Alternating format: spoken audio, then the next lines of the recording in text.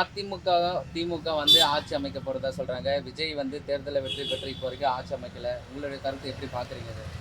அதிமுக திமுக ஆட்சி அமைக்கிறது வந்து அது சரிப்பட்டு வராது, சாத்தியப்பட்டு வராது. விஜய மக்கள் வந்து ஓட்டு போட்டு தேர்ந்தெடுத்தது வந்து 100% விஜய மனசில் வச்சு தான் ஓட்டு போட்டு தேர்ந்தெடுத்துருக்குறாங்க. அதனால் விஜய் ஆட்சிக்கு வரதான் அது சரியாக இருக்கும். விஜய் ஆட்சிக்கு வந்தால் தான் அது கரெக்டாக இருக்கும். அதிமுக திமுக 2 பேர் சேர்ந்து ஓட்டு வந்தாங்க அப்படின்னு சொன்னால் அது சரியாக இருக்காது, மக்கள் ஏற்றுக்க மாட்டாங்க. என் பேர் தேவேந்திரன், நான் ஆட்டோ ஓட்டுறேன். அதாவது ஜனநாயக நாடு. நம்ம நாட்டில் வந்து மக்கள் தேர்ந்தெடுத்துருக்குறாங்க. ஒரு தலைவரை மக்கள் தேர்ந்தெடுத்துருக்காங்கன்னா, ஒரு மக்கள் தேர்ந்தெடுத்துருக்காங்க அப்படின்னா ஜனநாயக நாடு. இது வந்து மக்கள் வந்து தேர்ந்தெடுத்த தலைவரை தான் ஆட்சியில் உட்கார வைக்கணும். மக்களால் தேர்ந்தெடுக்கப்பட்டவங்க தான் அவங்க. அதனால் மக்களால் தேர்ந்தெடுக்கப்பட்டவங்க தான் சிஎம்மாக உட்கார வைக்கணும். எதுக்கு மக்கள் தேர்ந்தெடுத்துருக்காங்க? அப்போ மக்கள் என்ன, மக்கள் முட்டாளா? சொல்லுங்கள், மக்கள் முட்டாளா? மக்கள் தான் தேர்ந்தெடுத்துக்கிறாங்க ஒரு தலைவரை. அப்போ வந்து மக்களை தேர்ந்தெடுக்கிற தலைவர் தான் சீட்டில் உட்கார வைக்கணும். விஜய் கிட்ட பெரும்பான்மை இல்லை, 108 சீட்டு தான் வெற்றி பெற்றிருக்காரு. காங்கிரஸ் மட்டும் ஆதரவு தெரிவிச்சிருக்காங்க. இப்போ வரைக்குமே ஆட்சி பிடிக்க முடியல. எப்படி பார்க்குறீங்க? 108ங்கிறதே பெரிய பெரும்பான்மை தான். அது யாரும் எதிர்பார்க்காத ஒன்று.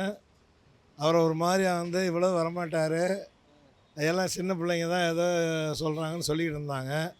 ஆனால் யாருமே எந்த கட்சி, எந்த பெரிய கட்சி, சாதாரண கட்சி கூட விஜய் இவ்வளவு மதிப்பிடலை. ஆனால் அவர் வந்து அவருக்கு மட்டும் ஒரு தனி ஒரு நம்பிக்கையில் அவர் செஞ்சார். எடுத்தோடனே அவர் எந்த சின்ன ஒரு பதவிகளில் கூட இல்லாமல் முதல்வராக தான் வருவேன்னு சொல்லி சேலஞ்ச் பண்ணி வந்தார். ஆனால் அந்த 108 வந்து அவருக்கு 118க்கு இன்னும் 10 குறையுது. 5 காங்கிரஸ் வந்து ஆதரவு கொடுத்துட்டாங்க. அது திமுக கூட்டணியில் இருந்த 5 பேர். அதனால் வந்து திமுகவுக்கும் காங்கிரஸுக்கும் ஏகப்பட்ட ஒரு கான்ட்ரவர்ஷியல் ஆகி போய் கீழ்மட்டத்தில் இருக்கிறவங்க அவங்க காங்கிரஸை பற்றி நிறைய விமர்சனம் பண்ணிக்கிட்டு இருக்காங்க. அவங்க எதிர்பார்க்குற வந்து இந்த 5 போக இன்னும் அவங்களுக்கு தேவை, இன்னும் வந்து ஒரு 8 சீட்டு தேவைப்படுது. இந்த 8 வந்து உதிரியாக இருக்குது. எந்த தேர்தலும் இது வரைக்கும் இந்த மாதிரி வந்து இவ்வளவு ஒரு ஒரு நெருக்கடியான ஒரு சூழ்நிலை அமையலை. இப்போ வந்து அதிக ஓட்டு இருக்குது, அதிக வந்து கேண்டிடேட்டை வந்து ஜெயிச்ச இடங்கிறத அடுத்து பார்த்தா திமுகவுக்கு அடுத்தது அதிமுக தான். இப்போ காங்கிரஸ் முன்னாடி உள்ளே வந்துட்டதுனால அதிமுக வந்து உள்ளே வர்றதுக்கு வந்து ஏதோ அவங்களுக்கு சில தடைகள் இருக்குது. இல்லைன்னா வந்து அதிமுக வந்து ஆதரவு கொடுத்துருவாங்க. அதிமுக திமுக வந்து ஆட்சிக்கு வர போகிறதா பேசிகிட்டு இருக்காங்க. எங்களுக்கு அந்த ஆட்சியே வேண்டாம் ஐயா. விஜய் தான் வரணும், விஜய் தான் வரணும், விஜய் தான் ஐயா வரணும். ஆமாம் ஐயா, விஜய் தான் வரணும். இங்கே பார் ஒன்றா ஐயா, லிங்கி ஃபுல்லாக குடிச்சிட்டு வந்து லிங்கி அவுத்து காட்டுறான் எனக்கு அவன் சாமானத்தை. யாருமே இத்தனைக்கு ரெட்டால கட்சிக்காரு என் வீட்டுக்கு எதிரிலே இருக்கிறாரு. அவர்கிட்ட போய் சொல்கிறேன், ஐயா அந்தமாரி குடிச்சுப்புட்டு பண்ணுறான்னு அப்படின்னு சொல்கிறேன். கண்டுக்கவே இல்லை. திருப்பி 4 நாள் பொறுத்து திருப்பி குடிச்சிட்டு வந்து மல்லிகான்னு கூப்பிட்றான். நான் செருப்பாலேயே அவனை அடித்தேன். ஒரு கட்சிக்காரு கேட்கணுமா கேட்கக்கூடாதா? ஏன்டா இந்த தப்பு பண்ணுறேன்னு நீங்களா சொல்லுங்க. நான் வயசானுவோ முண்டை பிள்ளைங்க கிடையாது. ஏன்ப்பா கொமனீரு வைத்தாசில் பேசுங்கிற விசில் அடிக்கிறாரு. நேத்திக்கு அடிக்கிட்டமா இரு. எதுக்கு அந்த மாதிரி இருக்காங்க உலகத்தில் ஜனங்க? ஒரு முருங்கை மரம் வச்சு நடு தளத்தில் ஆணி அடித்து ஊடே ஒழுகுது. 4 வீடு, 4 வீட்டில் என் ஒரு வீடு தான் ஒழுகுது. எவனுமே கண்டுக்கல. ஏன் நான் 4-5 வருஷமாக 10 வருஷம் ஆகுது எனக்கு விதவை பென்ஷன் கொடுத்து. சொல்லார் பேச்சு, பக்கத்து வீட்டுக்காரன் பேச்சு கேட்டு விதவை பென்ஷன் நிறுத்திட்டாங்க. ஏன் நிறுத்தணும்? திருப்பி யார் வரணும்னு கேட்குறீங்களே, நியாயமா? திருப்பி விஜய் தான்ப்பா வரணும். என்ன தப்பா நான் சொல்கிறது? கரெக்டாக தானே சொல்கிறேன். விதவை பென்ஷனும் கிடையாது, ரேஷன் கார்டுக்கு 1000 ரூபாவும் கிடையாது, அரிசி பருப்பும் கிடையாது. நான் எப்படி சோறு துண்டுறது? எனக்கு 2 பொண்ணு, அவங்கவுங்க வாழ்க்கை தான் அவங்கவுங்க பார்க்குறான். என் வாழ்க்கை என்ன ஆகுறது? நடு ரோட்டுக்கு வந்துக்கிறேன். இதை விட நான் எதுக்கு ஓட்டு போடணும் சொல்லுங்க ஐயா. அழுவாதீங்கன்னு சொல்கிறீங்க. 2 வாட்டி அந்த மாதிரி செஞ்சேன்னா ஒரு கட்சிக்காரன் கேட்கணுமா கேட்கக்கூடாதா? கேட்கலையே. ஏன் கேட்கல? அராஜகம் அக்குறும்பு நடக்குது நாட்டில். அது எவனும் தட்டி கேட்க ஆளு கிடையாது. விஜய் கிட்ட பெரும்பான்மை இல்லை, 108 சீட்டு தான் வெற்றி பெற்றிருக்காரு. காங்கிரஸ் மட்டும் ஆதரவு தெரிவிச்சிருக்காங்க. இப்போ வரைக்குமே ஆட்சி பிடிக்க முடியல. எப்படி பார்க்குறீங்க? இப்போ மீதி இருக்கிற அந்த விடுதலை சிறுத்தைகள், இந்த முஸ்லீம் கட்சி இவங்கெல்லாம் சேர்ந்து அவங்களுக்கு ஆதரவு கொடுத்தாங்க அப்படின்னு சொன்னால் கண்டிப்பாக நல்லாயிருக்கும். மக்களும் கண்டிப்பாக ஆதரவு கொடுப்பாங்க. அடுத்த தேர்தலையும் கண்டிப்பாக இவங்க அந்த மீதி 2 கட்சிக்கும் ஆதரவு கொடுப்பாங்க. விஜய் இன்னும் பெரும்பான்மையோட வெற்றி பெறுவார். இந்த மீதி இருக்க கட்சிங்கெல்லாம் விஜய்க்கு கண்டிப்பாக சப்போர்ட் பண்ணாங்க அப்படின்னு சொன்னால் இன்னும் நல்லாயிருக்கும். மக்கள் விரும்ப ஆட்சி அதுதான், விஜயோட ஆட்சி தான் விரும்புகிறாங்க. தொடர்ச்சியாக ஆளுநர் வந்து விஜய்க்கு அழுத்தம் கொடுக்குறாரு, பிஜேபி ஒரு பக்கம் அழுத்தம் கொடுக்குது. இதை எப்படி பார்க்குறீங்க? சட்டப்படி என்னவோ அதை ஆளுநர் செஞ்சாங்க அப்படின்னு சொன்னால் நல்லாயிருக்கும். சட்டத்துக்கு உட்பட்டு என்ன பண்ணணுமோ அதை ஆளுநர் பண்ணால் நல்லாயிருக்கும். அதை தான் பண்ணுறாருன்னு நினைக்கிறேன். இது பிஜேபி அழுத்தம் கொடுக்குதா என்னன்னு தெரியல. ஆனால் சட்டத்துக்கு உட்பட்டு என்ன பண்ணணுமோ ஆளுநர் அதை பண்ணால் நல்லாயிருக்கும். உங்கள் பேர் மட்டும்? முத்து என் பேர். இப்போ பார்த்தீங்கன்னா தமிழ்நாட்டில் 108 எம்எல்ஏக்களை தாவேக்கா வெற்றி பெற்றிருக்காங்க வேட்பாளர்கள். அதில் ஒரு தொகுதியை விஜய் ராஜினாமா செய்கிறாரு. இப்போ இவர் முதலமைச்சர் ஆகியிருக்க வாய்ப்பு 200% இருந்தது. இவர் எப்போ காங்கிரஸை கூட்டணியில் சேர்த்தாரோ அன்றைக்கே இவருடைய தலையெழுத்து முடிஞ்சு விட்டது. ஏன்னா அவங்க ஆசைப்பட்டது என்னமோ அதிமுகவும் தாவேக்காவும் இணைந்து ஆட்சி அமைக்கணும்னு நினச்சி தான் ஆசைப்பட்டாங்க. பட்டு விஜய் கொஞ்சம் யோசனை இதை செஞ்சுருக்கலாம். தளபதி ஏன் யோசனை பண்ணலன்னு தெரில.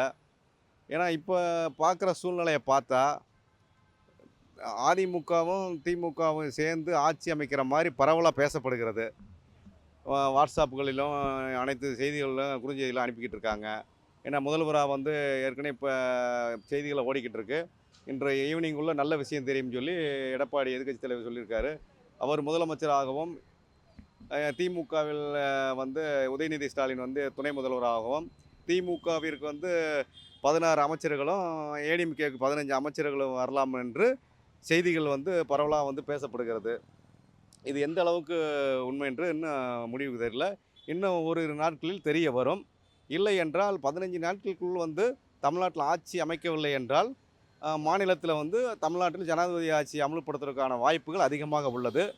இதில் பெரிய சிக்கல் நேரம் 107 எம்எல்ஏவோடு இருந்திருந்தாலே விஜய் உடனடியாகவே தமிழ்நாட்டில் ஆட்சி அமைத்திருக்கலாம், காங்கிரஸை சேர்க்காமல் இருந்தால். இதுதான் என்னுடைய கருத்து. விஜய் தேர்தலில் வெற்றி பெற்று இப்போ வரைக்கும் ஆட்சி அமைக்கலை. உங்களுடைய கருத்து எப்படி பார்க்குறீங்க? அது ஒரு நியாயமான ஒரு கருத்து. அவர் 108 இடங்களில் ஜெயிச்சிருக்கிறாரு. ஜனநாயக முறைப்படி அவர் ஓட்டு வாக்களித்திருக்கிறாங்க மக்கள், தமிழ்நாடு மக்கள். அவர் ஜெயிச்சிருக்காரு. அதையும் மீறி மன்னிக்கணும் இந்த வார்த்தைக்காக, இந்த தில்லு முள்ளு வேலைலாம் பண்ணக்கூடாது. ஏன்னு கேட்டிங்கன்னா இது ரஜினி படம் கிடையாது தில்லு முள்ளுன்ட்டு. நான் ஒரு ரஜினி ரசிகன், நல்லா புரிஞ்சுக்குங்க. நான் விஜய் அவர்களுக்கு எதுக்காக சொல்கிறேன்னா, ஒருத்தனை எத்தனை பேர் எதிர்ப்பீங்க? ஒருத்தன் எதிர்க்கலாம், 2 பேர் எதிர்க்கலாம், 3 பேர் எதிர்க்கலாம், 5 பேர் எதிர்க்கலாம். ஐயா, பண ஆதிக்கம் படைச்ச எல்லாருமே ஏற்றிங்கன்னா அவன் நல்லது பண்ணுறேன்னு வரான் ஒருத்தன். நீ எப்படி கொடுப்ப? 6 சிலிண்டர் எப்படி கொடுப்ப? இது எப்படி கொடுப்ப? பஸ்ஸு இதெல்லாம் தவறுங்க ஐயா. அதாவது நிதர்சனமான உண்மை என்னென்னா, அவர்னால ஆட்சி ஆயிரக்கணக்கான கோடிகளை நீங்கள் திருடுனீங்களே, உங்களால் பதில் சொல்ல முடியுமா?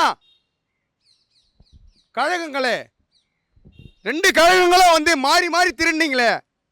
நான் குழந்தையில இருக்கும்போதுலேருந்து பார்த்துன்னு இருக்கிறேன் உங்களை. சும்மா இன்றைக்கி நேற்றுக்கு பார்க்கல, வைத்தறிச்சலோடு பேசுகிறேன். ஒருத்தன் வந்துட்டானா எவ்வளோ பொறாமை, எவ்வளோ பொச்சரிப்பு, இதெல்லாம் தவறு. அந்த மாதிரி செய்யாதீங்க. நியாயமாக அவருக்கு ஆதரவு கொடுத்து நீங்களே, ஸ்டாலின் அவர்களே, நீங்களே ஆதரவு கொடுக்கணும். நீங்களே சொல்லணும் அவர் ஆட்சி அமைக்கணும்னு.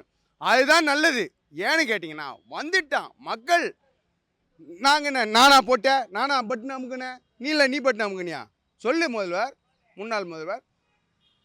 உண்மை, நன்மை, உண்மை, தீமை எல்லாமே ஊமையாக இருந்துடாத. அந்த மட்டும் இருந்துடாத, ஊமை. நீ அந்த ஊமையாக இருந்துடாத. நான் உனக்கு இப்பவும் சொல்கிறேன், என்றைக்கும் சொல்லுவேன், இன்றைக்கும் சொல்லுவேன். நீ நல்லது எல்லாம் பண்ண. மகளிருக்கு இலவச பேருந்து கொடுத்த, எங்கள் அம்மாவுக்கு இது கொடுத்த, விதவை பென்ஷன் கொடுத்த, எல்லாம் பண்ண. ஆனால் நீ பண்ணல, கருணாநிதி பண்ணார். முத்துவேலர் கருணாநிதி பண்ணார், நீ பண்ணல. நீ பண்ணதுன்னா ஒரு அம்மா எத்துன்னு வருது உங்ககிட்ட அப்படியே வருது, என்ன பண்ண நீ? தவறு. நான் கை காட்டினேனே, நீ என்னை பார்த்தியா? ஃபோனை பார்த்துன்னு போயினே இருக்கிற.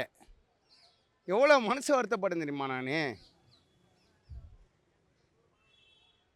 பார்க்கலாம். Better luck next time, better luck next time. Stalin sir, better luck next time. நான் உயிரோடு இருப்பேனா என்னன்னு தெரியாது, நீ நான் சாவு கூட வச்சிடலாம். ஆனால் உஷாராக இருந்துக்கோ, இதுக்கு மேலே அழுவாத. நான் அழுவ மாட்டேன், நீ மற்றவங்களை அழுவ வைக்காத, நீ அழுவாத. மக்கள் தீர்ப்பே மகேசன் தீர்ப்பு. மக்கள் சொல்லியாச்சு. ஆளுநரை நீ வந்து கையில் போடலாம். ஜோபியா நாங்கள் இல்லை, உனக்கு ஆபியா இது? நாங்கள் வந்து யாருன்னு கேட்டனா ஒன்றே ஒன்று சொல்கிறேன், நல்லா கேட்டுங்க. உங்களுக்கு லாஸ்ட்டாக சொல்கிற ஒரு வார்த்தை இதுதான். ஒரு வாசகனாலும் திருவாசகம் மாதிரி சொல்கிறேன். அவர் வந்துட்டார், ஜனநாயக முறைப்படி அவர் வந்து ஜெயிச்சிட்டார். மக்களாட்சி கொடுத்துருங்க. இதை கொடுக்காம இந்த கதை அந்த கதை எல்லா கதையும் நாங்கள் பார்த்துட்டோம். பண்ணால் உனக்கு அசிங்கம், உனக்கு அசிங்கம். தெய்வமே உனக்கு அசிங்கம். தெய்வமே நல்ல மாதிரி வந்தவரை வரவில் வைப்போம், சென்றவரை செலவில் வைப்போம். இன்று போல் என்றும் எல்லோரும் கொண்டாடணும். அதுக்கு வந்து தாவேகா வரணும், விஜய் அவர்கள் வந்து ஆட்சி அமைக்கணும். நீங்கள் தவறு பண்ணுறீங்க எல்லாருமே, இந்த மீடியா இந்த சமூகம் எல்லாருமே சேர்ந்து நீங்கள் வந்து சதி பண்ணுறீங்க. நியாயமாக வந்து ஜனநாயக முறைப்படி அந்த ஜனநாயகன் படத்தையும் நீங்கள் வந்து தடை பண்ணீங்க.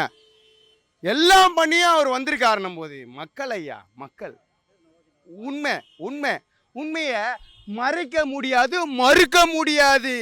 மறைக்கவோ மறுக்கவோ முடியாது உண்மையை. அதான் உண்மை. ஜெய்ஹிந்த்.